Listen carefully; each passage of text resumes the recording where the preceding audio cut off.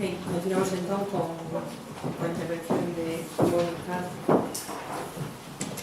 López Álvarez, que nos vai falar da experiencia da xestión da protección do conxunto histórico de Galicia.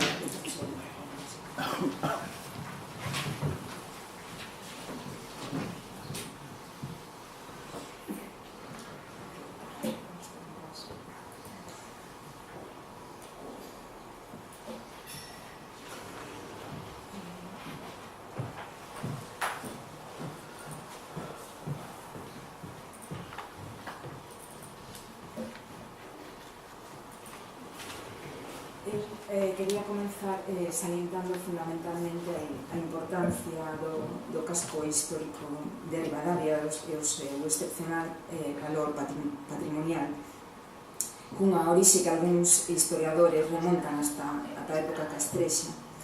Como mostra de importancia, quería lerlles o discurso que Armando Cotarelo defendeu ante a Academia da Declaración de Ribadavia como Patrimonio Histórico Artístico en 1946.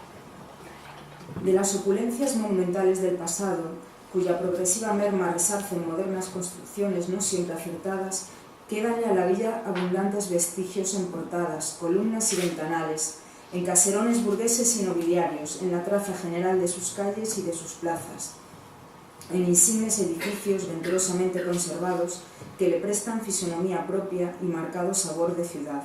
Descollan entre tales vestigios las románicas ruinas del castillo, suficientes para imaginárselo incólume, lienzos enteros de murallas con sus puertas, torres, bastiones, la iglesia de Santo Domingo, ojival de 3 naves y hermoso ábside, y el monasterio adyacente, refugio de las escuelas y el teatro. La iglesia de Santiago como uno de los mejores y suntuosos ejemplares del románico gallego, la de San Juan, también románica y también muy hermosa. Santa María de Oliveira, de transición, con reparos posteriores, y la iglesia-convento de San Francisco, herederos de la primera fundación. Tampoco deben omitirse abundantes construcciones urbanas como la Casa de los Condes, el buen edificio del Ayuntamiento, así como la Capilla del Portal, el Templo de la Magdalena y el Asilo de Ancianos y el Colegio Marista, sin otros muchos demolidos o deplorablemente renovados. Esta declaración de consulto histórico, aprobada por decreto no 1947, implicou coa entrada en vigor da Lei de Patrimonio Histórico de 1985 a súa declaración como ben de interese cultural e estableceu a obriga por parte do municipio da redacción dun plan especial de protección da área. No ano, a situación de partida, máis ou menos do estudio plan especial, é aproximadamente o ano 1989, momento no que se empeza a traballar na súa redacción, pero non se aprobará ata máis ou menos 10 anos despois. Este punto de partida é un casco histórico no que o plano medieval se mantén en bastante bo estado, a pesar de todas as vicisitudes históricas por as que pasa a vila ao longo da historia. Isto foi posible fundamentalmente porque o crecemento realizouse extramuros. Na zona entre a Rúa Progreso e o borde occidental do casco polo que se discurría a muralla, se produce a compactación da vila con nova edificación apegada ao núcleo histórico en continuidade. Incrementase tamén a densidade edificatoria sobre os solares que quedaban libres no espazo correspondente á muralla, prolongándose incluso a rúa extramuros cara a parte posterior da Praza de Abastos. Na zona oriental, no espacio comprendido entre a rúa extramuros que circunda a muralla e a marxe do río, sí que se observa un incremento da densidade edificatoria que deturpa a relación do casco histórico coa paisaxe. Neste momento, a importancia do casco non só residía nos seus valores arquitectónicos, urbanísticos, na súa importancia histórica e de relacións dentro do municipio, senón que tiña tamén un importante peso demográfico. No ano 1986, o municipio contaba con unha poboación de 6.836 habitantes e a vila de Ribadavia 3.502 e deles 2.300 habitantes residían no casco histórico. Esta foi a situación de partida que analiza o plan especial e da que surden unha serie de criterios e obxectivos. O obxectivo fundamental que se propón o plan é preservar os valores acumulados ao longo da historia e, por outra banda, mellorar a súa calidade de uso, realizando e poñendo día os servicios e equipamentos. Os obxectivos enfócase en varios aspectos. Por unha banda, a mellora no referido á forma urbana, unha mellora e conservación da calidade ambiental coa preservación da súa imaxe tradicional a través da permanencia das súas invariantes tipolóxicas, históricas e ambientais. Propónse o mantemento da estructura viaria e dos espacios de relación, o mantemento das aliñacións, o exponxamento da trama urbana co mantemento das hortas existentes, a recuperación de espacios de uso público do borde a través do seu tratamento e reordenación, completar a estructura urbana con novos equipamentos, unha exixencia de adecentamento de fachadas, fundamentalmente o mantemento tamén da imaxe do conxunto histórico a través do uso de cores e texturas. No tocante á edificación, propónse a elaboración dun catálogo, a dotación dunha ordenanza de axudas á rehabilitación privada, a eliminación de engadidos de mala calidade na edificación e a exención do foro de ordenación para os edificios con algún tipo de protección. Entrando xa nas vivendas, propónse unha mellora de habitabilidade, a construcción de vivendas de protección de promoción pública, a dotación dunhas ordenanzas axustadas ás características do conxunto, tentar frenar a tendencia ao abandono pola falla de condicións de habitabilidade de servicios, a mellora das vivendas a través dun diseño axustado, evitando o desvirtuamento da súa tipoloxía. Propónse tamén atraer a novos residentes e, por outra banda, garantir a permanencia dos que xa viven no casco e introducir novas actividades. Un dos obxectivos é a elaboración dunha nova ordenanza de usos que permita cambiar o uso casi predominante das plantas baixas usadas como almacén para outras novas actividades, atraer a actividade artesanal e impedir a especulación. Nos equipamentos propónse recuperar espacios de interese con potencial de uso, como son a Casa da Inquisición e a Madalena. Un tema importante é o problema do tráfico, co obxectivo de tentar disuadir do uso dos vehículos no interior do casco, coa prohibición do aparcamento, mellora das infraestructuras existentes, a pavimentación axeitada ás propostas de tráfico e o soterramento de instalacións. Con respecto aos valores culturales, se propón a valoración do casco, fomentar a valoración do casco tanto polos residentes como polos visitantes e as elaboracións dun itinerario cultural. Unha parte moi importante dentro da xestión propónse a obtención dun área de rehabilitación integral. Con estes obxectivos, o plan establece unha serie de propostas. No que se refire á trama urbana, no documento definía dentro dos obxectivos unha actuación entre a Rúa Progreso e a Rúa Yáñez co fin de obter un espacio de uso libre, de uso público e a recuperación das ribeiras do río Avia como zona de recreo.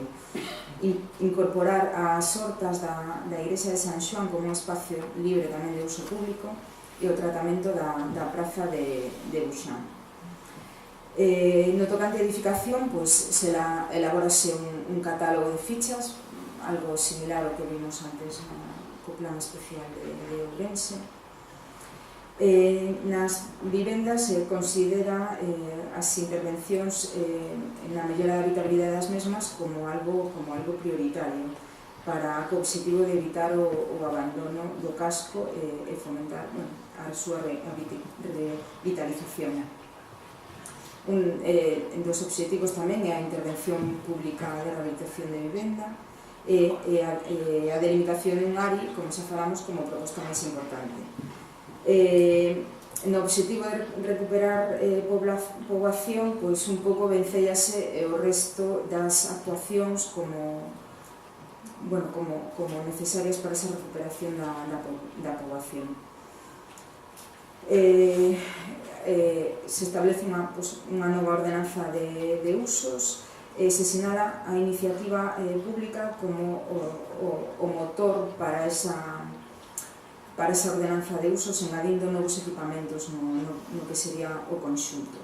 Os equipamentos que sinala o plan, por unha parte, o ámbito do castelo, que o sinala como o maior núcleo de actividade cultural de Ribadavia.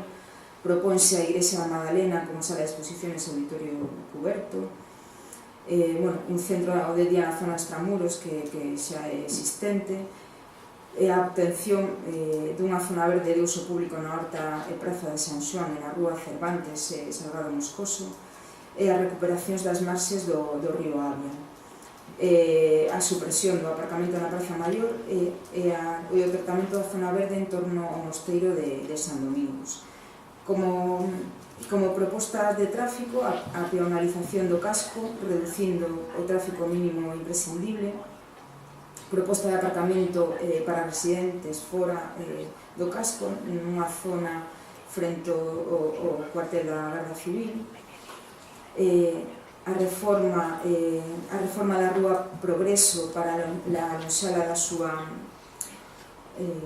súa antiga imaxe de estrada nacional, convertíndoa nunha vía urbana. Estos, máis ou menos, son os obxectivos que se marca o plan especial no documento. Entón, agora, dicir que ao longo destes casi 20 anos de aplicación do plan especial e a través da xestión da área de rehabilitación integral, realizáronse aproximadamente actuacións en 280 inmobles desde máis ou menos o ano 2000, que foi cando se aprobou o primeiro convenio. Fundamentalmente, as actuacións realizadas maioritariamente son actuacións de rehabilitación de cubertas e fachadas que permiten conservar elementos tipolóxicos tradicionales do casco, así como preservar un pouco a súa imaxe tradicional. Únicamente o 30% das actuacións foron de rehabilitación integral, aunando así a conservación da imaxe e recuperando por outra banda a súa funcionalidade, mellorando as condicións de habitabilidade destas edificacións. Unha labor importante que tamén se realizou ao longo destes anos da xestión da área de rehabilitación por parte da Oficina de Rehabilitación de Ribadavia foi mellorar as condicións de habitabilidade das vivendas habitadas con importantes carencias que, a pesar de ser actuacións aparentemente modestas e de pouco impacto, permitiron que os veciños seguiran a ocupar as súas vivendas, as vivendas que ocuparon ao longo da súa vida. Estas das que estou falando son actuacións privadas feitas coas axudas públicas, pero evidentemente houve outro tipo de intervencións alleas a estas subvencións. No tocante ás actuacións públicas de rehabilitación, que unha dos obxectivos que tamén se establece o plan, a única rehabilitación que únicamente se rehabilitou unha edificación con destino a vivienda de promoción pública en alquiler, non formalizándose en realidad ningún outro proxecto de recuperación de unha vivenda como vivenda de protección xestionada por outra administración. Bueno, pode saber que sí que certamente, sobre todo co contraste da situación previa á situación actual, que se leva feito moito durante estes anos. Unidas estas actuacións de rehabilitación privada, o Concello tamén realizou unha serie de actuacións no espacio público, como o acondicionamento das marxes do río Avia entre as pontes, pavimentación de diversas rúas, renovación de infraestructuras con soterramento dos tecidos eléctricos e de telefonía. Tamén levouse a cabo un proxecto de sinalización integral do casco. Unha das actuacións realizadas, unha das que máis impacto ten no casco foi a execución dun sistema de control de acceso do tráfico rodado. Bueno, ainda que sigue existindo vehículos estacionados, pois xa non nos topamos con a Praza Maior de Ribadavia como un aparcamento público.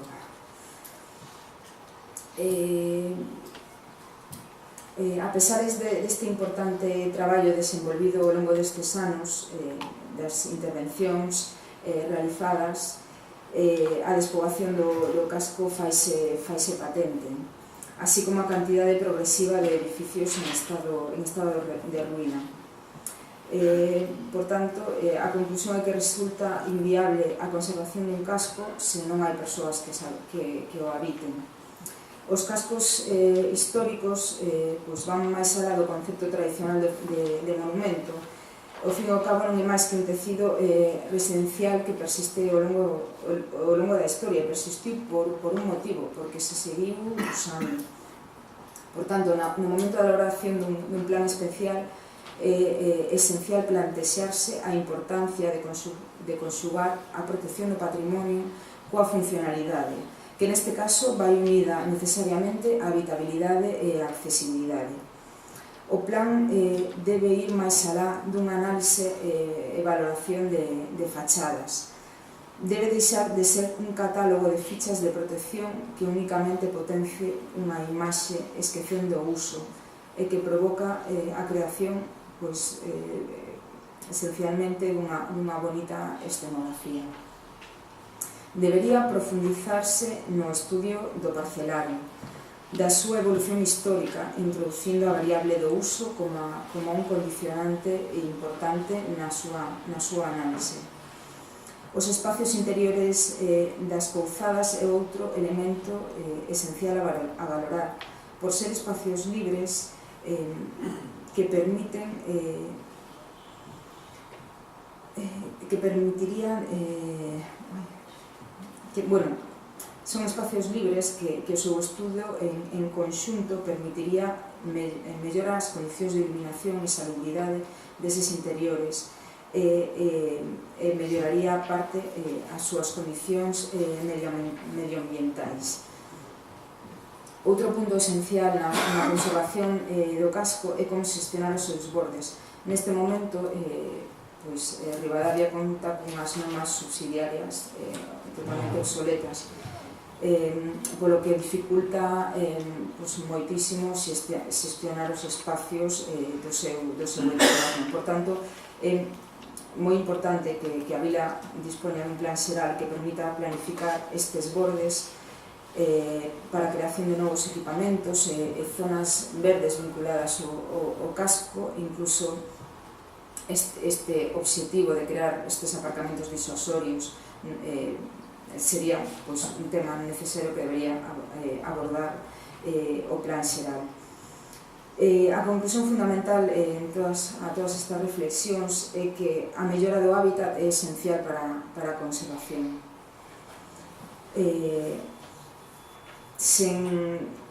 imposible conservar un casco se a xente non quere vivir nel.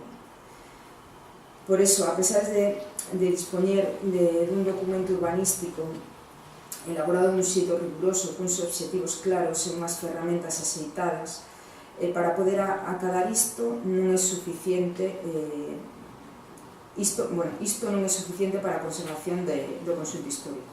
Tal e como recolle a Carta de Washington de 1987, a participación e o compromiso dos habitantes son imprescindibles para conseguir a conservación da poboación na área histórica e deben ser, fundamentalmente, estimulados. Para acadar, por tanto, unha conservación eficaz do casco, ademais dunha planificación urbanística axeitada, é necesaria acompañala de políticas sociais e económicas que incentiven a poboación a retornar ao casco, non só como lugar de residencia, senón como espacio para o desenvolvemento de distintas actividades. Esta é fundamentalmente a conclusión, que o mellor plan do mundo sen unha xestión, unha vontade das institucións e da cidadanía, pois non se prepara. Esencial. Gracias.